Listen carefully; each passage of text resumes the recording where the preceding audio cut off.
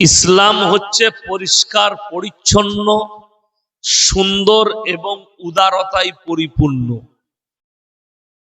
ইসলামে বাড়াবাড়ি নেই, মারামারি নেই, কাটাকাটি নেই, হানাহানি নেই। পৃথিবীর মধ্যে ইসলামই এমন একটা উদারতাওয়ালা ধর্ম,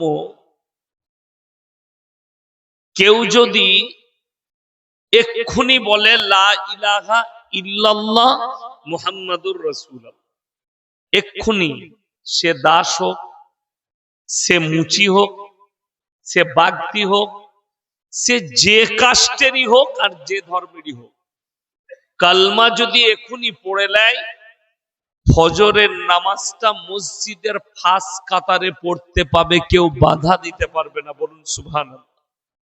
এটা ইসলাম। এক্ষুনি যদি কেউ কালমা পড়ে নেয়, সে আমাদের দস্তরখানে বসে খেতে পাবে, কোন রকমের ঘৃণা নেই। আমাদের মসজিদে ভাগ থাকে যে বড় লোকরা ফার্স্ট কাতারে বসবে, তার থেকে একটু গরিবরা সেকেন্ড কাতারে বসবে, এরকম আমাদের মসজিদে থাকে থাকে না? আর কিয়ামত পর্যন্ত হবে না। আর যদি কোনো মসজিদে এরকম সিস্টেম করে, সেই মসজিদটা ভেঙে গুঁড়িয়ে দিতে হবে, সেই মসজিদে নামাজ হবে না। কারো যদি সিস্টেম করে যে আমাদের মসজিদ আছে, মসজিদে যারা গায়ের বড় লোক তারা ফার্স্ট কাতারে, তার থেকে একটু গরিব তারা সেকেন্ড কাতারে, থার্ড কাতারে, পেছনের কাতারে ভিখারিরা বসবে, সেই মসজিদে নামাজ হবে না। মসজিদ আল্লাহর ঘর। বাদশাহ যদি দাঁড়ায়, বাদশার পাশে একজন ভিক্ষুক যদি উজু করে আগে আসে, সেই ভিখারি দাঁড়াতে পাবে, তার নাম হচ্ছে আল্লাহর ঘর মসজিদ। জোরে বলুন সুবহানাল্লাহ। বাকি পৃথিবীর অন্যান্য ধর্মে যান, যে যেরকম পয়সা দিবে তার লাইনটা সেরকম, যে যেরকম পয়সা দিবে আশীর্বাদ সেরকম। আর মুসলমানদের মধ্যে নাই। আমাদের মধ্যে একটা গোলমাল আছে, কোথায় বলুন তো? আমাদের দেশের কিছু পীর আছে, কেউ যদি 5,000 টাকা নিয়ে যায়, তার সঙ্গে মুলাকাত করবে, 5,000 টাকা হাদিয়া দিয়েছে, তাকে বলবে চা খেয়ে যান, তাকে বলবে আল্লাহ ভালো রাখুক। আর কোন গরিব মানুষ যদি মুলাকাত করতে যায় সেই হুজুরের সঙ্গে, সালামু আলাইকুম, একটা হাত বলা, বেশ ভালো লাগলো না মুলাকাত। এই তন্ত্রটা খারাপ। এটা রাসূল সাল্লাল্লাহু আলাইহি সাল্লামের আদর্শ নয়। ওইটা হচ্ছে কাদের? এই ধরনের যারা করে, স্বার্থপর বদ্দিন। সে পীর হলেও বদ্দিন পীর, সে মৌলবি হলেও বদ্দিন মৌলবি। যদি বড় লোকের সালামটা সুন্দর হয়, গরিবের সালামটা তার কাছে খারাপ। আওয়াজটা এই ওরকম করলে কেন?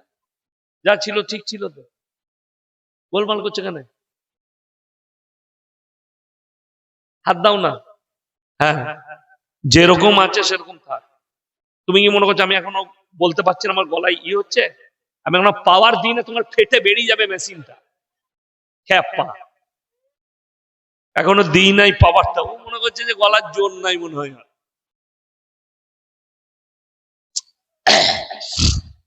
তো আমি যেটা বলতে চাইছি, ইসলাম পরিষ্কার পরিচ্ছন্ন, সুন্দর এবং উদারতায় পরিপূর্ণ। ইসলামে বাড়াবাড়িও নেই, মারামারি নেই, কাটাকাটি নেই।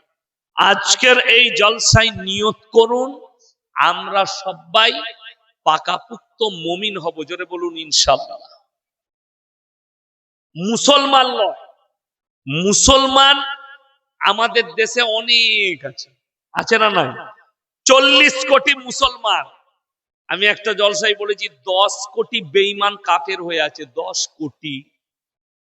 অনেকজনের গায়ে লাগবে আমার কথা শুনে, গায়ে এমন লাগা লাগবে আমি ইঞ্জেকশনের মতো ফুড়ে দিয়ে যাবো। সকালবেলায় খালি মহলমটা লাগাবে তুমি। হ্যাঁ, ওই জন্যে বেশি বলা ভাল নয়, বেশি বলবো না, হালকা করে ডোজ দিয়ে যায়, যা হবে হবে। মাদ্রাসার জলসা তো বেশি বলবো না। তো সর্বপ্রথম বলি, মুসলমান কে যে আল্লাহকে বিশ্বাস করে? সবাই আমরা হাত তুলে বলুন তো, আল্লাহকে বিশ্বাস করবো ইনশাআল্লাহ। হাত তুলাতে আর ইনশাআল্লাহ সুবহানাল্লাহ মুসলমান আগে, আমল একদম পিছনে। ঠিক বললাম না ভুল বললাম? এরকম ইনশাআল্লাহ রোজ জলসাই হচ্ছে, হচ্ছে না হয়নি? যেখানে যাচ্ছি হাত তোলা শেষ নাই। যেমন হাওড়া হুগলি 24 পরগনায় কি বুঝলেন, ওইখানে হুজুররা বুঝতে পারে না কোনটা নামাজি কোনটা বেনামাজি, কোনটা মুমিন কোনটা বেঈমান, বুঝা খুব মুশকিল। কেন জানেন তো? ওইখানে খালি লাইনটা ধরিয়ে দেওয়া, কি বুঝলেন? কোথায়? হাওড়া হুগলি মেদিনীপুর 24 পরগনায় হুজুর ধরিয়ে দিচ্ছে আল্লাহুম্মা, আর ওরা চালাচ্ছে সাল্লে আলা সাইয়্যিদিনা। হুজুর মনে মনে হচ্ছে গ্রামে এতগুলো লোক বলি, সবাই এত জোরে জোরে দরুদ পড়ছে, ওটা তো জলসার দরুদ মুখস্থ করে রেখেছে যাতে হুজুর না বুঝতে পারে আমি মালটা কি। তো আমাদের দেশে ইনশাআল্লাহ বলার লোক আছে, গাদা হাত তুলে দিলে। নবী মুহাম্মদ সাল্লাল্লাহু আলাইহি ওয়াসাল্লামকে মুখের ভালোবাসা নয়, মুখে বলে দিলেন আমি মুহাম্মদ সাল্লাল্লাহু আলাইহি ওয়াসাল্লামের উম্মত। কালকে কোথায় জলসা করলাম? মেদিনীপুরে রাঙ্গামাটি বলে এক জায়গায়। আমি যখন গাড়িটা বার করছি জলসা স্টেজ থেকে, রোডে উঠে দেখছি হাই রোডের গায়ে পোস্টার দিয়ে আছে আই লাভ মোহাম্মদ, পোস্টার দিয়ে আছে। আচ্ছা, ওই পোস্টারটা টাঙিয়ে দিলে নবীকে ভালোবাসা হয়ে গেল তো? কথা বলেন না? আপনি বেলডাঙ্গায় একটা পোস্টার টাঙালেন, ওমরপুরের মোড়ে আই লাভ মোহাম্মদ, এটা টাঙিয়ে দিলেন, এরপরে নামাজও পড়তে হবে না, রোজাও রাখতে হবে না, কিচ্ছু করতে হবে না, জান্নাত একদম রেডি হয়ে আছে ওমরপুরের লোকদের জন্য। নাকি ঝাঁটা আর জুতো খাবে, ঝাঁটা আর জুতো কবরে। জান্নাত ওই মুহাম্মদ সাল্লাল্লাহু আলাইহি সাল্লামের পোস্টার লাগিয়ে মুহাম্মদ সাল্লাল্লাহু আলাইহি সাল্লামের ভালোবাসা প্রমাণ করা যাবে না। তোমার চরিত্র, তোমার আমল, তোমার আখলাক, তোমার ব্যবহারের দ্বারা নবী মুহাম্মদ সাল্লাল্লাহু আলাইহি সাল্লামের মহব্বতকে প্রকাশ করতে হবে। মুখে কিছু গুটকাখোর আর জিলাপি হুজুর, তারা রাস্তায় লাফাচ্ছে মিছিল করে, কলকাতায় আর বহরমপুরে মিছিল করে বলছে I love Mohammad, I love Mohammad, হারাম করে এক ওয়াক্তের নামাজ পড়ে। অথচ নবী মুহাম্মদ সাল্লাল্লাহু, সবাই বলুন সাল্লাল্লাহু আলাইহি ওয়াসাল্লাম, নবীজি বলেছেন যার নামাজ নেই তার মধ্যে ইসলাম নেই। যার নামাজ নাই তার কি নাই বললাম? ইসলাম নেই। তাইলে যে লোকটা এক ওয়াক্তের নামাজ পড়ে না আর মুখেতে বলছে আই লাভ মোহাম্মদ, তো এটা তার ভালোবাসা না এটা তার নাটক? কোনটা বলুন তাড়াতাড়ি? নাটক, লোক দেখানো। লোক দেখানো করে লাভ নাই। যেমন আমরা যেখানেই জলসায় যাই, যাচ্ছি, স্টেজ থেকে নামার পরে কিছু ছেলে আছে হুজুরের সাথে ফটো তুলবে, হুজুর সেলফি নেব। কেন সেলফি লাই? তার কারণ আছে। ঘরে গিয়ে দেখাবে আমার যা তা মনে করছিস নাকি, ইয়াসিন সাহেবের সাথে সেলফি আছে আমার, তুলেছি। ওর গার্লফ্রেন্ড কে দেখাবে আমাকে কম ভাবছো, এই দেখো সেলফি আছে। আমি বাস্তব কথা বলছি।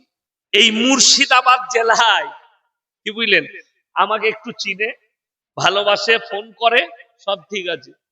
সে হারামখোর কোথায় প্রেম করেছে, তাকে বলছে আমি তোমাকে বিয়ে করব, ইয়াসিন সাহেবকে চিনো? সে দেখছে হ্যাঁ মোবাইলে দেখি, ইনশাআল্লাহ দেখবে আমার বিয়ে ঠিক করতে ইয়াসিন সাহেব আসবে। সে মনে মনে করছে তাইলে ইয়াসিন সাহেবের এত ঘনিষ্ঠ, একে আর ছাড়া যাবে না, বিয়ে করতে হবে। তারপরে মাল ব্লক করে দিয়েছে। কোথা থেকে আমার নম্বর পেয়েছে জানি না, আমাকে ফোন করে বলছে হুজুর এই ছেলেটাকে চিনি না। আমি কেউ কি চিনি না, আমি আমাকে সবাই চিনি। আমাকে ধোকা দিয়েছে, আমি তুই ইঁদুর মারা বিষ খা, যে হসপিটালে যা। প্রেমটাই তো হারাম। ওই জন্য খুব বিপদ। ফটো তুলছে আমার, কিন্তু চুলগুলো কেটেছে শুয়োরের মাথার মতো। মাথাটা দেখে মনে হচ্ছে শুয়োরের মাথা। আমি এখানে অনেকগুলো যুবক আছে, সাইড গুলো চেঁচে দিচ্ছে, ওপরে চুলটা রাখছে। ঠিক বললাম না ভুল বললাম? তাকে জিজ্ঞেস করুন এটা কোন নবীর শূন্য, কোন মৌলবীর শূন্য। ইয়াসিনকে ভালোবাসো, কি মনে হচ্ছে আমার চুলগুলো সাইড গুলো চাচা আছে তো নাকি? কথা বলে না? চাচা আছে নাই? লম্বা জামা, টুপি, একদম এইখান থেকে দিয়ে পেছন পর্যন্ত একরকম চুলগুলো। কিন্তু তুমি বলছো হুজুরকে ভালোবাসি। কি বুঝলে? এখনই আমি খুনিয়াপুকুরে ছিলাম, একজন প্রশ্ন লিখে দিয়েছে, একটা যুবক ছেলে, সে প্যান্ট শার্ট পরে আছে, প্রশ্নটা দিয়ে গেল কি যে কোন পোশাক পরে নামাজ পড়া ভালো।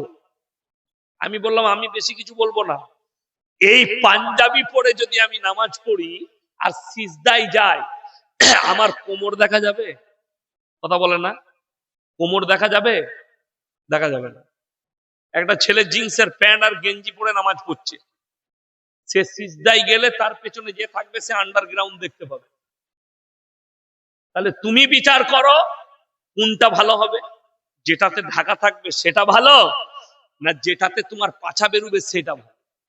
নামাজে তোমার বিচার বলে দিবে, বিবেক বলে দিবে, তোমার পোশাক সাক্ষী দেবে কোনটা সুন্দর। নবীজি সাল্লাল্লাহু আলাইহি সাল্লাম সাতার ঢাকার কথা বলেছে, সেটা বস্তা দিয়েও ঢাকতে পারো। সাতার ঢাকার কথা, যেমন টাকনুর ওপরে কাপড় পরা কি সুন্নাত? কিসের ওপরে বললাম? টাকনুর ওপরে। টাকনু থেকে 4 আঙ্গুল ওপরে লুঙ্গি পরুন, প্যান্ট পরুন, পায়জামা পরুন, যেটা পরবেন 4 আঙ্গুল ওপরে।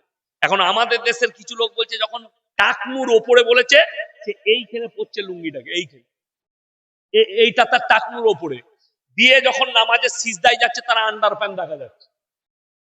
তাহলে তো গেল নামাজটা।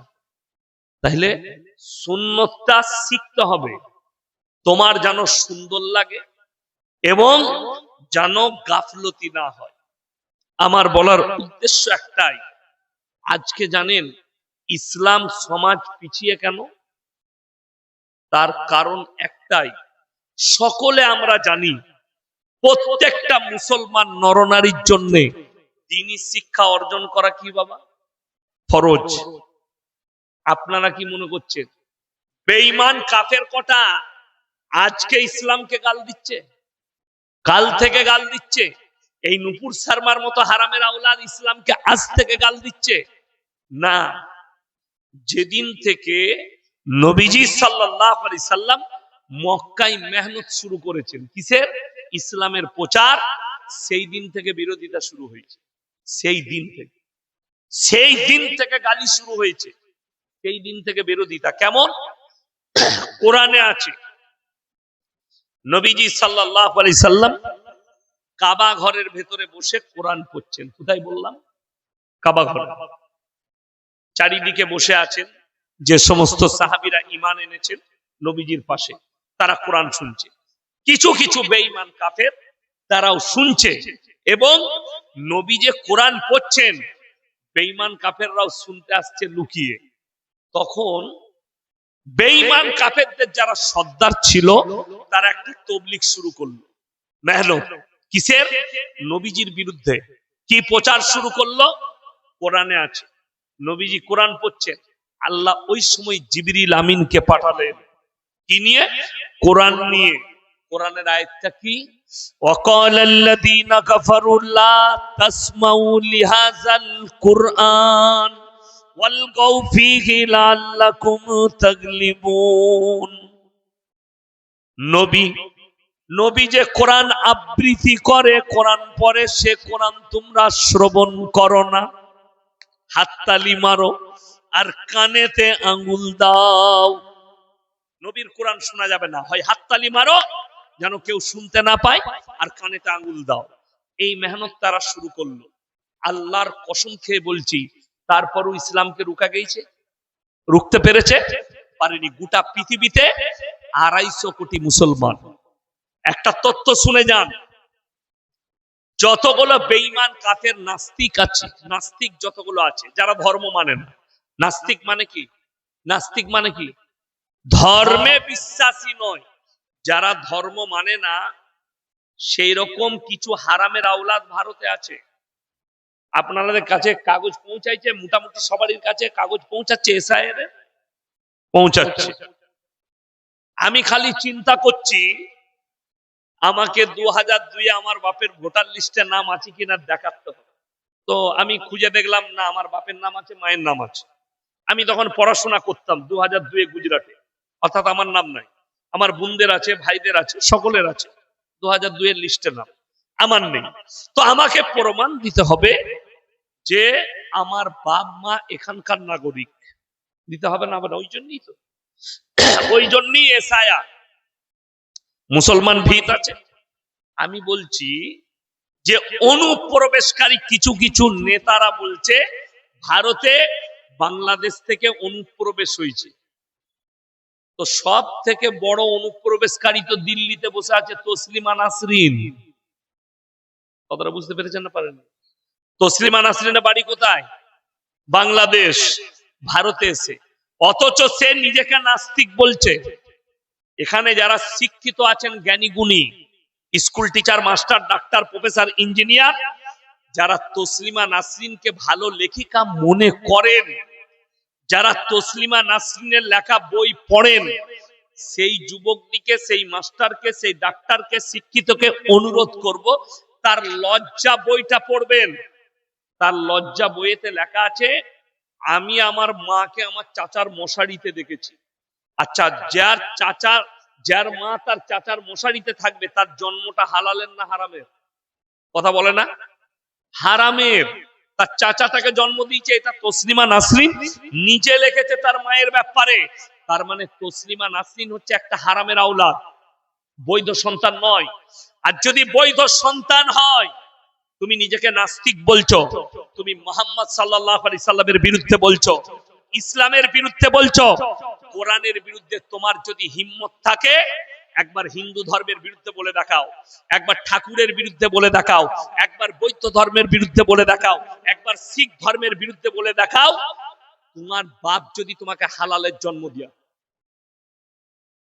ইসলামের বিরুদ্ধে সবাই বলতে পারে। আসাদ নূর বলে এক হারামের আওলাদ প্রতিনিয়ত গালি দিচ্ছে। তোকে যদি হালালের জন্ম দেয়, তুই নিজেকে নাস্তিক বলছিস?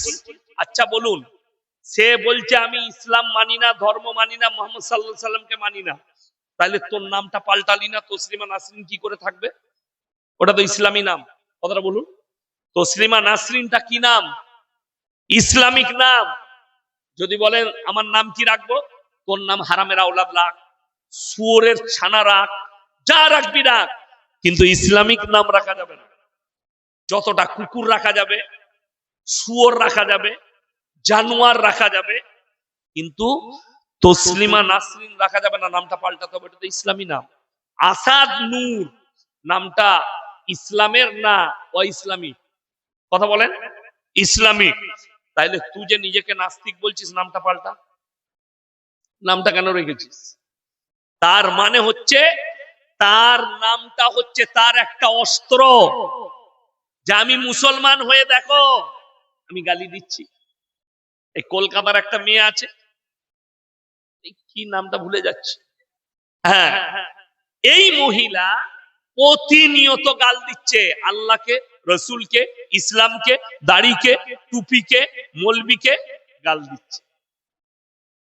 জানি না তাকে কটা মৌলবী রেপ করেছে, তাকে কটা মৌলবী জিনা করেছে তার সাথে, আমি জানি না, সে নিজে জানে। এত যে আমাদেরকে গাল দিচ্ছে সেই জানে না। তাকে কেউ জন্ম দিয়েছে কোন মৌলবী, আমি সেটাও জানি না। সে কোথায় জন্ম নিয়েছে সেটাও জানি না। এত গাল দিচ্ছ ইসলামকে। আমি তো অনেকবার বলেছি যে হিম্মত থাকলে আমার সঙ্গে ডিবেটে বসো, যেখানে বলবে কলকাতা পুলিশ প্রোডাকশন থাকবে। আমি আল্লাহর কসম খেয়ে বলছি, এদিকে হারামের আওলাদ প্রমাণ না করতে পারলে আমি সমাজের বুকে কথা রাখা বন্ধ করে দেব। হারামের আওলাদ প্রমাণ করব, এটা একদম গ্যারান্টি, গ্যারান্টি দিয়ে বলছি। কেন? যদি তার বাপ কিংবা মা দুজনের মধ্যে একজন যদি বলে আমি মুসলমান, আপনারা শুনে যান, আপনি আপনার স্ত্রী দুজনাই মুসলমান, এই দুজনের মধ্যে একজন যদি আল্লাহকে অবিশ্বাস করে, একজন যদি আমার নবীকে অস্বীকার করে, ইসলামকে অস্বীকার করে, বিয়া থাকবে না। তার মধ্যে যদি বাচ্চা পয়দা হয় কাফের হবে। বর্ধমানের এক ভদ্র মহিলা, তিনি আমাকে ফোন করলেন, কি ব্যাপার হুজুর, আমি খুব বিপদে আছি, আমি 5 ওয়াক্তের নামাজ পড়ি, হাজী সাহেবের মেয়ে, এমন একজনের সঙ্গে বিয়ে হয়েছে, সে অমুক রামকৃষ্ণ মিশনে পড়তো, তার স্বামী এখন চাকরি করে, বর্ধমান টাউনে বাস করে, দামি ঘরে বাস করে, চাকরি পায়, 80,000 90,000 বেতন পায় মাস্টার। কিন্তু বিপদ হচ্ছে, সকালবেলায় উঠে আমার স্বামী গোসল করার পরে রামকৃষ্ণর মূর্তিতে পুজো করে স্কুলে যায়। আমি বললাম কাফের, তুমি তাকে দাওয়াত দাও, আর সে যদি জিদ করে দাওয়াত কবুল না করে, তোমার সঙ্গে তার আর থাকা যাবে না, তার সাথে তোমাকে ছেড়ে দিতে হবে, চলে যেতে হবে। আর যদি থাকো, জিনা করা হবে, জিনা। তুমি ভেবে লাওগা, আমার কথা খুব স্পষ্ট, কার গায়ে লাগবে জানি না, কিন্তু হক কথা বলছি, গায়ে লাগবে, হক কথা।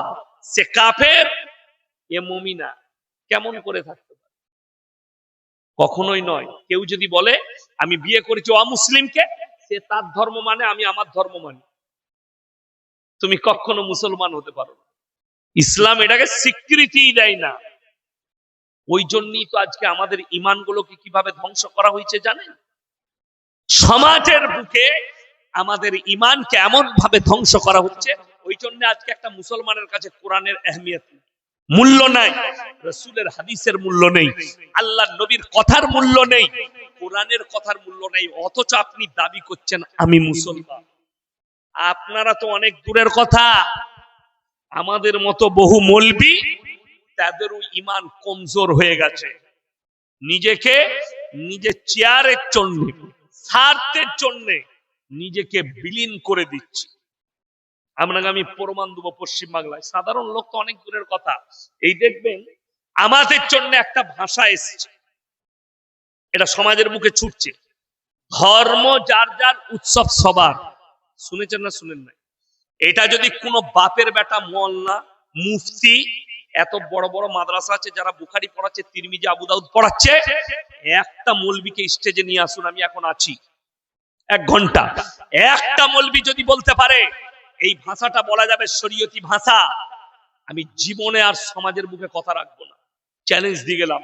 যতগুলো মুর্শিদাবাদে জলসা আছে এই বছরে, সব কালকে ক্যান্সেল করে দিয়ে ঘরে আমি ব্যবসা করে খাবো, আলু বেচবো। কোন বাপের বেটা মুক্তি, এই ক্যামেরা চলবে, এখানে এসে মাইকটা নিয়ে আমার পাশে বলবে আপনি ভুল বলছেন, ধর্ম যার যার উৎসব সবার, এটা শরীয়তে বলা যাবে। আর আমি বলছি এটা কোরআন বিরোধী, এটা আল্লাহ বিরোধী, এটা রাসূল বিরোধী, এটা ইসলাম বিরোধী ভাষা। যদি বলেন, অনেকজন বলছে, কলকাতার একটা ইউটিউবার নিজেকে মনে করে আমি বিরাট বড় একটা সাংবাদিক, একটা মেয়ে ছেলে, সে আমার একটা বায়ানকে কাটিং করেছে, কাটিং করে বলছে যে এই মৌলবীটা হিন্দু আর মুসলিমের মধ্যে বিভেদ সৃষ্টি করছে। যদি কোনো হিন্দু ভাই আমার বক্তব্য শুনেন, দলিত ভাই শুনেন, আদিবাসী ভাই শুনেন, 1.5 থেকে 2 লক্ষ বায়ান আমার ইউটিউব আর ফেসবুকে ছুটছে, একটা যদি কেউ বার করতে পারেন কারু দেবদেবীকে গালি দিয়েছি, কারু ধর্মকে গালি দিয়েছি, আমি জীবনে আর সমাজের বুকে কথা রাখবো না ইনশাআল্লাহ, একটা নাই। কিন্তু তারটাকে আমি নিজের মনে করতে পারবো না। কেন? আল্লাহর কাছে পৃথিবীতে যতগুলো পাপ আছে, সব থেকে নিকৃষ্ট পাপের নাম হচ্ছে শিরকের পাপ। কিসের পাপ বললাম? শিরকের পাপ। আল্লাহর যে ক্ষমতা, সেই ক্ষমতা আর কারোর কাছে আছে। আমি আজকে দৌলতাবাদ বাজারে মাগরিবের নামাজ পড়লাম, নামাজ পড়ে ওখানে একজন আব্বাজানের বন্ধু হাজী সাহেব মাস্টার ছিলেন, ডাক্তার ছিলেন, ইন্তেকাল করেছিলেন। আমি জানাজা নামাজটা পড়ি, জানাজার নামাজ করতে গেলাম, সব লোক দাঁড়িয়ে আছে, জানি না আপনাদের ওমরপুরে হয়নি, গোলাপ পানি ছিটুচ্ছে, গোলাপ পানি জানাজার মাঠে। একটা মৌলবীকে নিয়ে আসুন মাদ্রাসা, সে বলে দিবে হাদিসে আছে জানাজার নামাজের আগে গোলাপ পানি ছিটাতে হয়। আমাদের দেশে গোলাপ পানি বিরিয়ানিতে দেয়, আর আপনাদের দেশে মাইয়াতকে ছিটুচ্ছে। মুর্শিদাবাদ কাঁচা বেদাত, এইগুলো হচ্ছে একদম কাঁচা বেদাত, অথচ আপনি বন্ধ করতে পারছেন। কে কাকে বুঝাবে? শিরকের পাপ এত মারাত্মক। আপনি বলুন তো, যদি ধর্ম যার যার উৎসব সবার, এই কথাটা যদি সত্য হয়, এই কথা যদি আমাদের মতো মৌলবীকে মানতে হয়, আর মৌলবীরা যদি বলে এটা বলা যাবে, যে বাপের বেটা মৌলবী বলবে, তাকে বলবো তোমার যতগুলো অমুসলিম ভাই বন্ধু আছে তাদেরকে দাও তো, আমি একটা কুরবানিতে ষাঁড় জবাই করব, উৎসব তো সবার, আমার বাড়িতে খেয়ে যাবে। পারবে? কথা বলে না।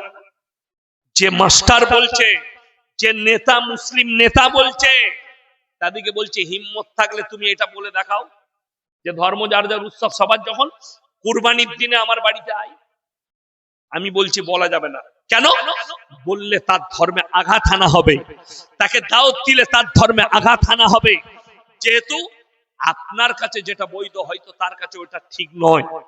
আপনি যে পশুটা খাচ্ছেন সেটা তার কাছে তার ধর্মে খারাপ, যার কারণে তাকে কষ্ট দেওয়া যাবে না। দেখবেন কুরবানির আগে, ঈদে আর কুরবানিতে ইমাম দিকে থানায় ডাকা হয় না, হয় না? ইমাম সাহেব দিকে জিজ্ঞেস করুন, ইমামকে, মসজিদের মতোয়াল্লিকে, বিডিও সাহেব, থানার বড়বাবু ডেকে পাঠান। ভাই আপনারা গিয়ে জুম্মায় মেসেজ দিবেন, ঈদগায় বলবেন তোমরা যখন পশু জবাই করবে একটু লুকিয়ে করবে, কোনো অমুসলিম ভাই যেন কষ্ট না পায়। বলে না? বলে না? বলে। আচ্ছা, এরপর বলুন, আপনাদের এখানে ঈদের নামাজ হিন্দু মুসলিম সব একসাথে পড়ে তো? কথা বলে না? পড়ে? আসবে পড়তে? বলা যাবে? যাবে না। তাহলে পুজোর বেলায় ধর্ম যার যার উৎসব সবার, আর কুরবানির বেলায় লুকিয়ে করবি?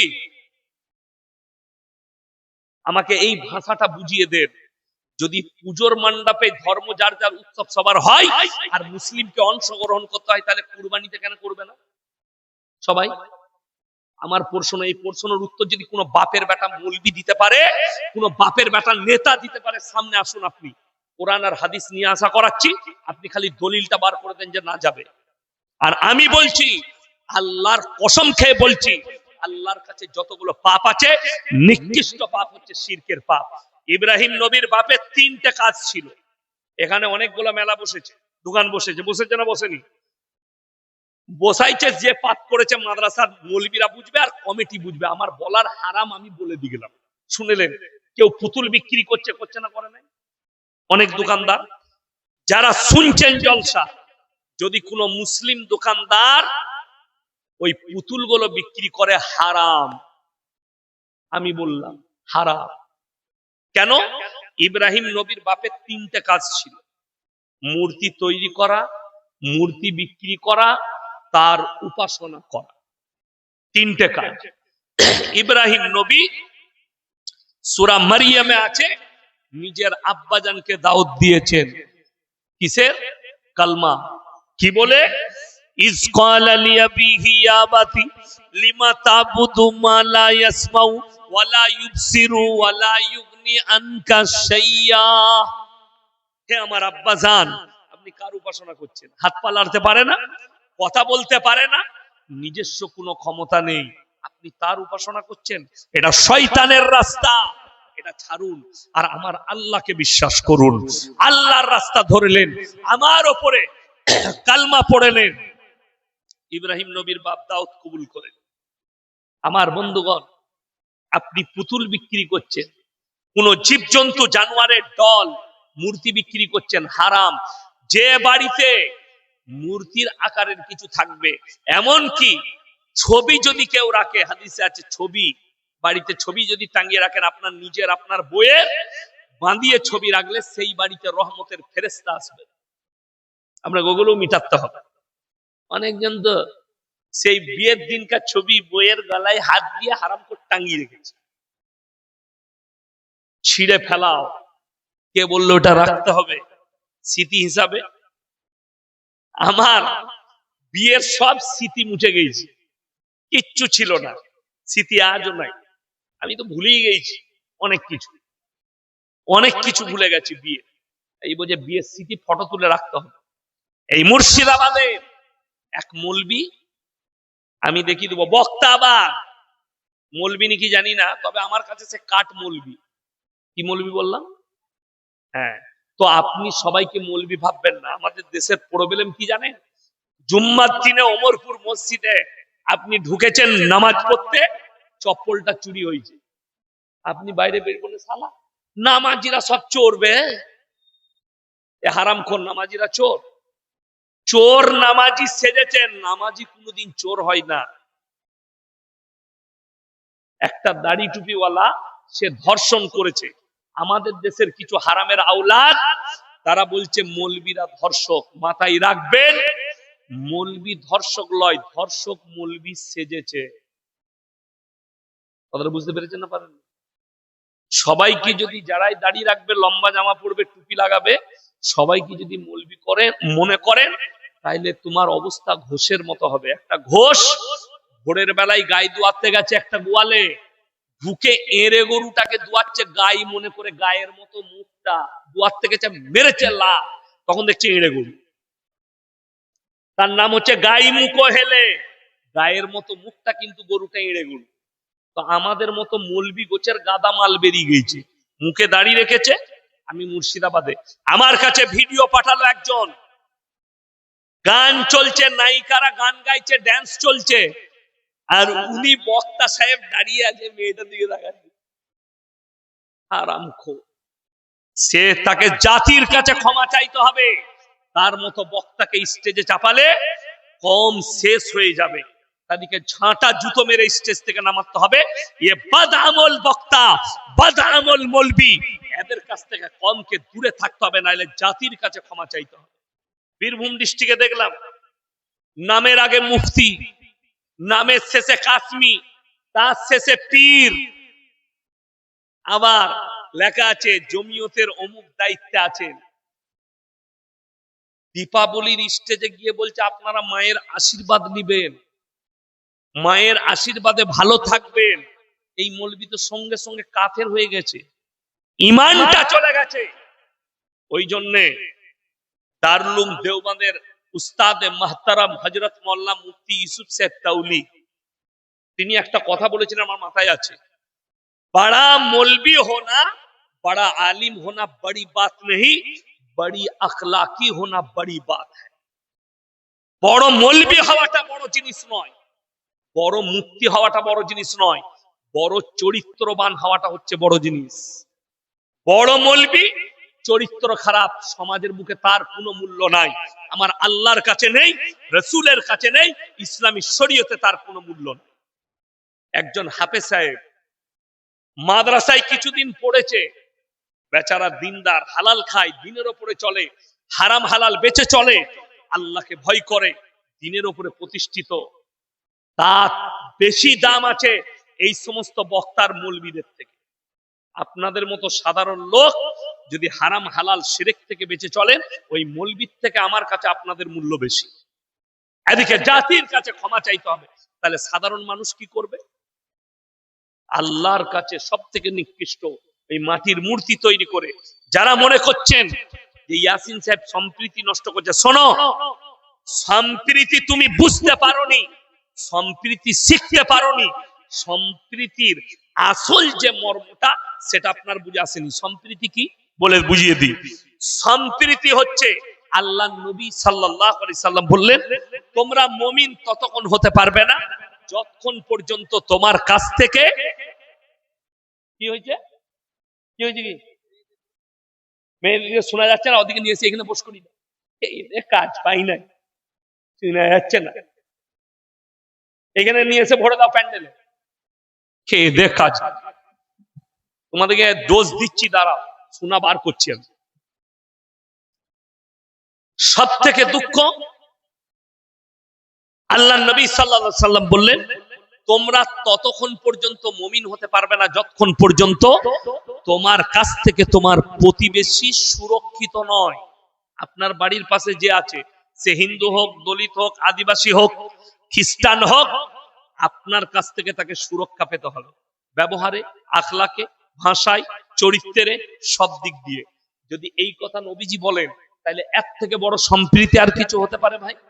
শুধু তাই নয়, আল্লাহ নবীজি বললেন, হে আমার সাহাবীরা শোনো, তোমরা দেখো না তোমার বাড়ির পাশে কে আছে, সে যে ধর্মেরই হোক, যে জাতিরই হোক, যে কাস্টেরই হোক, সে হিন্দু হোক, খ্রিস্টান হোক, দাস হোক, মুচি হোক, যে ধর্মেরই হোক, সে যদি ক্ষুধার্ত হয় খাবার দাও, বস্ত্রহীন হলে বস্ত্র দাও, বিপদে পড়লে পাশে দাঁড়াও। এইটা হচ্ছে সম্প্রীতি।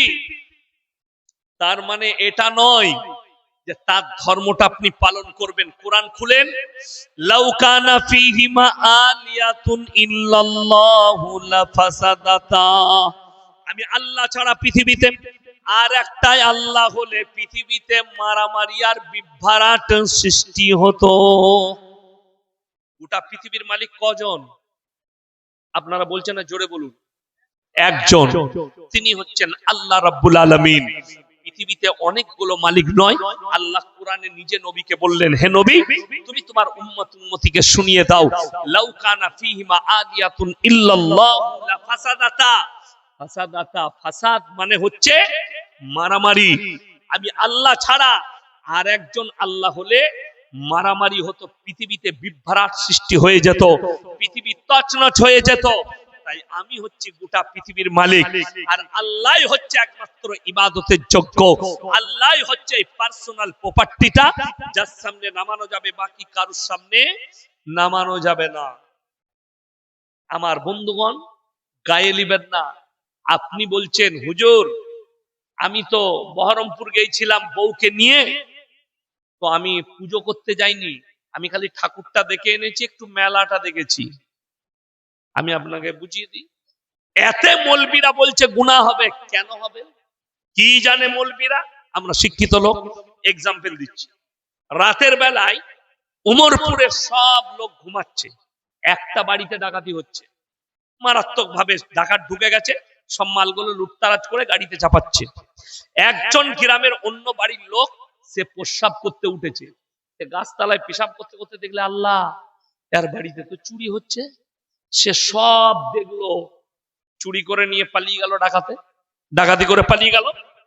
বেলডাঙ্গা থানার পুলিশ চলে এলো, পুলিশে ছেয়ে গেল, গ্রামের লোক জেগে গেছে, অমুকের বাড়িতে ডাকাতি হয়েছে।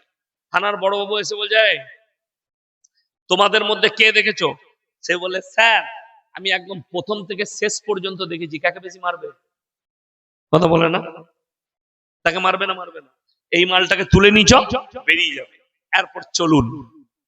আমার আল্লাহ কোরআনে বললেন, তোমরা যদি কোনো জায়গায় দেখো আল্লাহ বিরোধী কাজ হচ্ছে, শিরকের কাজ হচ্ছে, নবী বিরোধী কাজ হচ্ছে, শরীয়ত বিরোধী কাজ হচ্ছে, হয় তোমরা হাতের দ্বারা শক্তি থাকলে রুখে দাও, তা না হয় জবানের দ্বারা রুখে দাও, তা না হয় সেই জায়গা থেকে ঘৃণা করে দূরে সরে চলে এসো। কথা বুঝাতে পারলাম? আমার বন্ধুগণ, আমি নিশ্চয়ই আপনাদেরকে বুঝাতে পারলাম। তাই আপনি যদি বলেন মজা দেখতে গিয়েছিলাম, আপনি অপরাধী, আপনি আল্লাহর কাছে হিসেব দিয়ে পেরুতে পারবেন না। ওই জন্য অনুরোধ করছি, এই ধরনের পাপ থেকে, আপনার বাড়ির পাশে হিন্দু ভাই বাস করে, তার কাপড় নাই, আপনি একটা কাপড় কিনে দেন, জায়েজ আছে। তার কাপড় কিনে দেন, জায়েজ আছে। তার বাড়িতে চাল নেই, চাল দেন, নেকি পাবেন। কাপড় দেন, নেকি পাবেন। কোন অমুসলিম ভাই মেয়ের বিয়ে দিতে পারছে না, টাকা দেন, নেকি পাবেন। কিন্তু যদি বলেন আমার সঙ্গে বন্ধুত্ব আছে, তো তার ওখানে দুর্গা উৎসব হচ্ছে, আমি যাব, হারাম। আমি বলবি না, হারাম, ওই উদ্দেশ্যে যাওয়া যাবে না।